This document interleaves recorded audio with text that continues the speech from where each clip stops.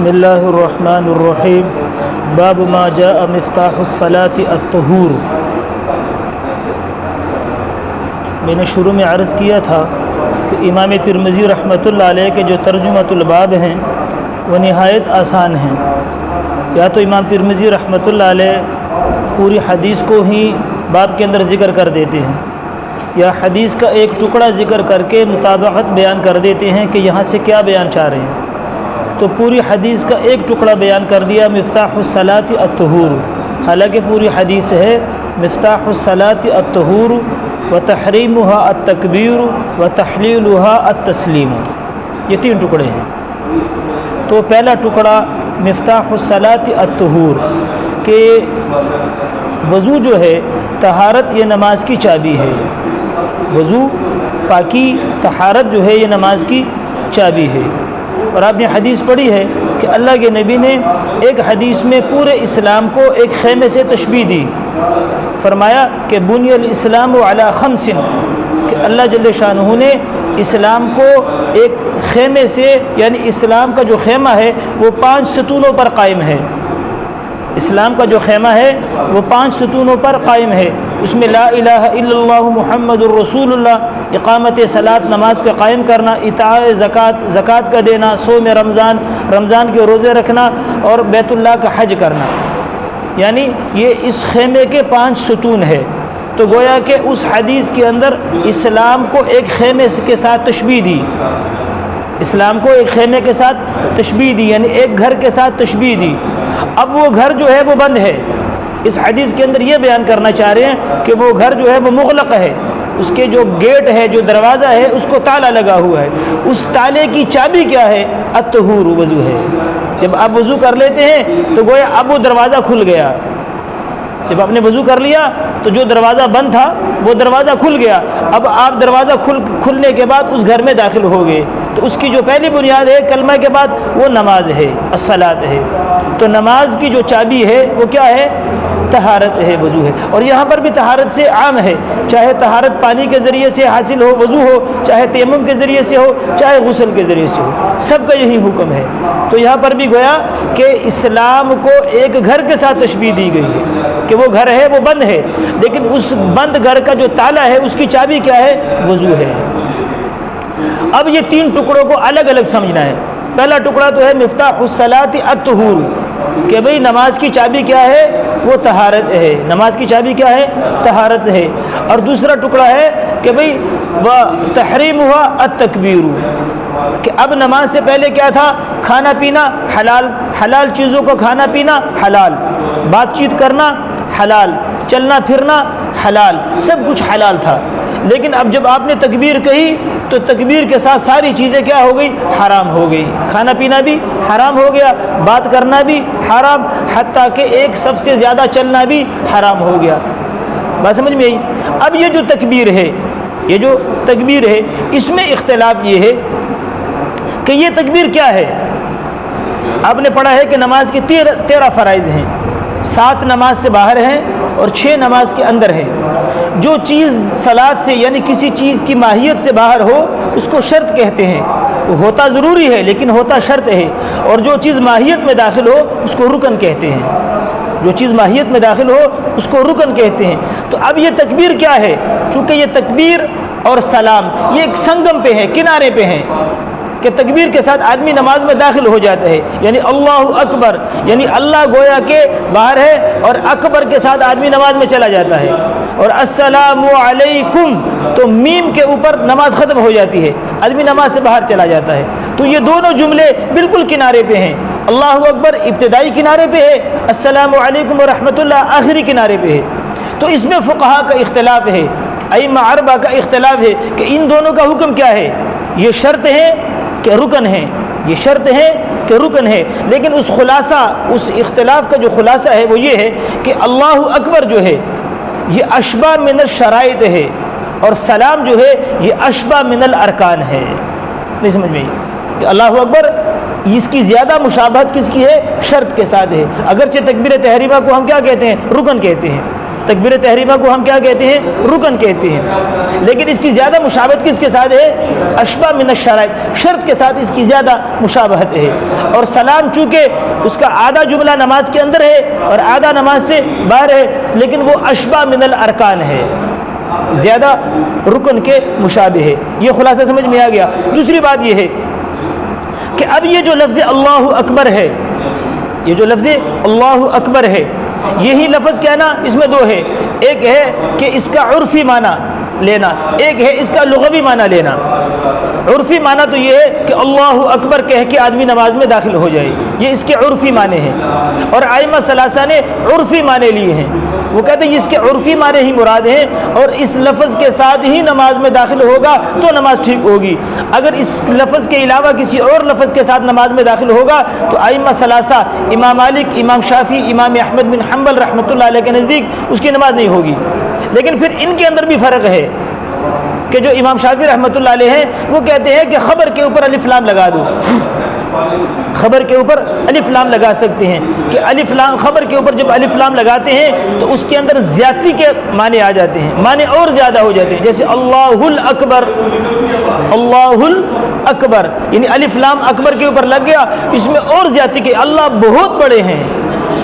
اور امام مالک اور امام احمد بن حنبل رحمۃ اللہ علیہ فرماتے ہیں نہیں، بس صرف اللہ اکبر ہی کہیں گے۔ اب سمجھ میں آ گئی؟ ائمہ ثلاثہ کے نزدیک اسی لفظ کے ساتھ، یعنی اللہ اکبر کے ساتھ اگر نماز میں داخل ہوں گے تو نماز ہوگی، اس کے علاوہ کوئی اور لفظ کے ساتھ داخل ہوں گے تو نماز نہیں ہوگی، یعنی انہیں عرفی معنی مراد لیے ہیں۔ اور احناف یعنی امام ابو حنیفہ رحمۃ اللہ علیہ فرماتے ہیں کہ بھئی دیکھیں یہاں عرفی معنی مراد نہیں ہے، لغوی معنی مراد ہیں۔ اللہ اکبر کے اندر سوچا جائے تو اللہ اکبر کے لغوی معنی جو مراد ہے یعنی اللہ کی تعظیم، ہر وہ لفظ جو مشعر بالتعظیم ہو، یعنی جو اللہ جل شانہ کی تعظیم کی طرف اشارہ کرتا ہو، وہ لفظ مراد ہے۔ اور دلیل یہ ہے کہ یہ جو الفاظ ہیں یہ بعد میں وضع ہوئے ہیں۔ اللہ جل شانہ نے وَرَبَّكَ فَكَبِّرْ جو قرآن میں کہا ہے، وَرَبَّكَ فَكَبِّرْ کہ آپ اللہ کی بڑائی بیان کریں، مراد اللہ کی بڑائی ہے۔ مراد کیا ہے؟ اللہ جل شانہ کی بڑائی ہے، جس کو اللہ نے قرآن میں فرمایا وَرَبَّكَ فَكَبِّرْ آپ اپنے رب کی بڑائی بیان کیجیے۔ تو وہ کہتے ہیں کہ ہر وہ لفظ جو اللہ کی بڑائی پر دلالت کرتا ہے اس سے آپ نماز کے اندر داخل ہو سکتے ہیں، جیسے اللہ اکبر، اللہ العظم، اللہ الاجل، یہ سارے الفاظ اللہ کی بڑائی پہ دلالت کرتے ہیں، آپ ان سب الفاظ کے ساتھ نماز میں داخل ہو سکتے ہیں۔ ضروری نہیں ہے کہ آپ اللہ اکبر کے ساتھ ہی داخل ہوں، ہر وہ لفظ جو اللہ کی بڑائی کی طرف لے جانے والا ہے، مشعر ہے، اللہ کی بڑائی کو بیان کر رہا ہے، اس لفظ کے ساتھ آپ نماز میں داخل ہو سکتے ہو، یعنی احناف نے لغوی معنی مراد لیے ہیں۔ لیکن یہ بات یاد رکھیں کہ یہ جو اختلاف ہے نصف فہمی کا ہے، وگرنہ کوئی بھی حنفی پوری دنیا میں ایسا نہیں ہے کہ جو اللہ العظم کہہ کے نماز میں داخل ہوتا ہو، بلکہ سارے حنفی کیا کرتے ہیں؟ اللہ اکبر کے ساتھ ہی داخل ہوتے ہیں۔ بات سمجھ میں آئی؟ لیکن ہم یہ کہتے ہیں، امام صاحب یہ فرماتے ہیں کہ بھئی یہ واجب نہیں ہے، جیسے انہوں نے تو واجب قرار دے دیا نا کہ اللہ اکبر کہنا ہی ہے، اس لفظ کے ساتھ نماز میں آؤ گے تو نماز ہوگی وگرنہ نماز نہیں ہوگی۔ احناف کہتے ہیں کہ یہ لفظ کہنا سنت ضرور ہے، اللہ اکبر کہنا سنت ہے، لیکن یہ واجب نہیں ہے، واجب نہیں ہے کہ اس لفظ کے ساتھ نماز میں آؤ گے تو نماز ہوگی۔ اگر کسی نے اللہ العظم کہہ دیا یا اللہ العظیم کہہ دیا تو اب وہ اس کی نماز نہیں ہوگی، نہیں، یہ سنت ہے اللہ اکبر کہنا، واجب نہیں ہے۔ بات سمجھ میں آئی؟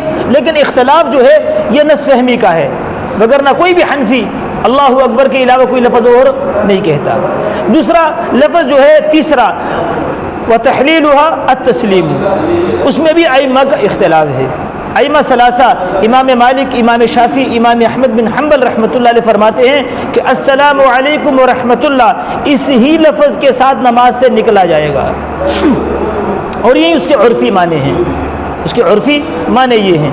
اور احناف یہاں پر بھی لغوی معنی مراد لیتے ہیں، احناف یہاں پر بھی لغوی معنی مراد لیتے ہیں۔ وہ کہتے ہیں دیکھو اس کے لغوی معنی یہ ہے کہ کوئی ایسا عمل کرنا جو منافی صلاۃ ہو، نماز سے نکلنا ایسے عمل کے ساتھ جو منافی صلاۃ ہو، یعنی ایسے عمل کے ساتھ نماز سے نکلنا جو نماز کے منافی ہے، جو نماز میں کہنا جائز نہیں ہے۔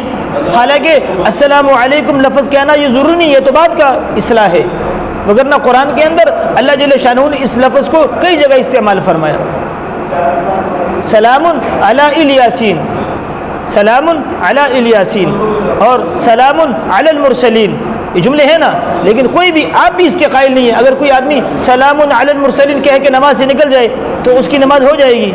ائمہ ثلاثہ بھی کہتے نہیں ہوگی۔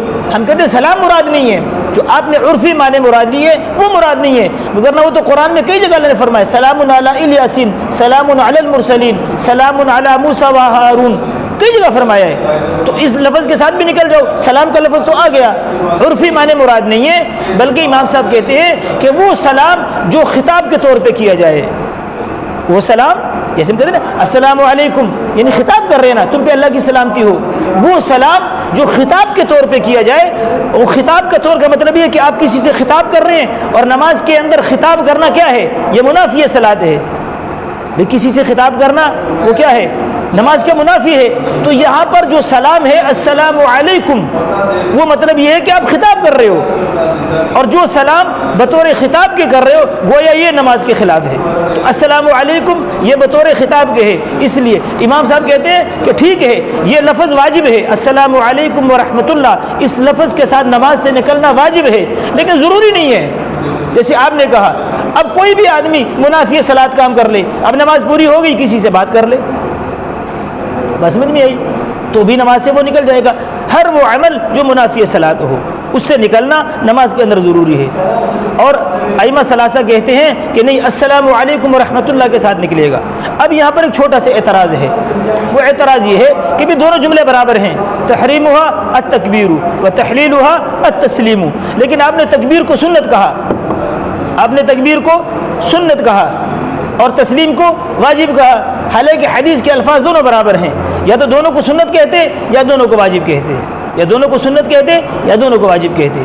اس کا جواب یہ ہے کہ دیکھو ہم نے کہا کہ ہر وہ لفظ جو اللہ کی تعظیم کی طرف اشارہ کرتا ہو، جو اللہ کی تعظیم پہ دلالت کرتا ہو، اس سے نماز میں داخل ہونا کیا ہے؟ سنت ہے۔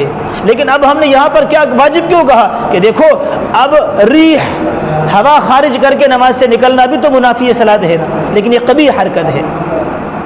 ایک آدمی نے نماز پوری ہو گئی، ربنا آتنا فی الدنیا حسنہ وفی الآخرۃ حسنہ وقنا عذاب النار، اور ہوا خارج کر دے تو یہ بھی نماز سے نکل گیا، کیونکہ ہوا خارج کرنا منافی صلاۃ ہے، نماز کے منافی ہے، لیکن یہ قبیح حرکت ہے، اس لیے ہم نے یہاں واجب کا لفظ کہا۔ اگر کوئی آدمی ایسا اس نے حرکت کی کہ سلام کی بجائے ہوا خارج کر دی تو اس کے لیے کیا ہے؟ ضروری ہے کہ اس نماز کو وقت کے اندر اندر لٹائے، یا کم از کم یہ کرے کہ اگر ہوا خارج ہو گئی، خود خارج ہو گئی، نماز پوری ہو گئی، اب ہوا خارج ہو گئی اس دورانی میں، تو کسی سے بات نہ کرے، خاموش سے جا کے وضو کرے، آ کر بیٹھ کے سلام پھیر لے، بس دوبارہ نماز دہرانا ضروری نہیں ہے، کسی سے بات نہ کرے اور صرف وضو کر کے آ جائے اور بیٹھ کے سلام پھیر لے بس۔ لیکن اگر جان بوجھ کے ایسا کیا، جان بوجھ کے کہ بھئی ہوا خارج کر کے نماز سے نکلا، تو فرمایا یہ نماز وقت کے اندر اندر واجب الاعادہ ہے، سمجھے کہ نہیں، اور وقت کے بعد مستحب الاعادہ ہے۔ اور ہم نے یہ جملہ اس لیے کہا ہے، اس کو واجب اس کو سنت کہا ہے، کہ اگر یہ منافی صلاۃ کوئی آدمی اگر ہم یہاں سنت کہتے، کیونکہ سنت کا اعادہ واجب نہیں ہے، اگر یہاں پر ابھی سنت کہتے اور کوئی آدمی ہوا خارج کر لیتا تو کہتے بھی سنت ہی تو ہے، حالانکہ سنت سے نماز واجب نہیں ہوتی، اس کا اعادہ واجب نہیں ہوتا، نماز کا اعادہ فرض کے چھوٹنے سے یا واجب کے چھوٹنے سے اعادہ ہوتا ہے، اس لیے ہم نے یہاں پر واجب کا لفظ کہا اور وہاں پر سنت کا لفظ کہا۔ اور ہم نے یہاں پر بھی وہی بات کہیں گے کہ یہ جو اختلاف ہے یہ محض نصف فہمی کا ہے، وگرنہ کوئی حنفی بھی منافی صلاۃ کام کرنے سے بھی سارے کیا کرتے ہیں؟ السلام علیکم ورحمۃ اللہ کہہ کے نماز سے نکل جاتے ہیں، کیا کرتے ہیں؟ السلام علیکم کہہ کے نماز سے نکل جاتے ہیں۔ تو خلاصہ باب یہ ہے کہ وضو جو ہے وہ نماز کی چابی ہے، وضو نماز کی چابی ہے، اور نماز کے اندر داخل ہونے کے لیے، یعنی نماز کے اندر جو چیزیں حرام کرنے کے لیے وہ تکبیر ہے کہ اللہ اکبر سے سارے حلال کام حرام ہو جائیں گے، اور وتحلیلها تسلیم، نماز کے اندر جو کام حرام ہوئے تھے اس سلام کے بعد یہ سلام ان ساری چیزوں کو دوبارہ کیا کر دے گا؟ حلال کر دے گا۔ وتحلیلها التسلیم، وتحلیلها التسلیم۔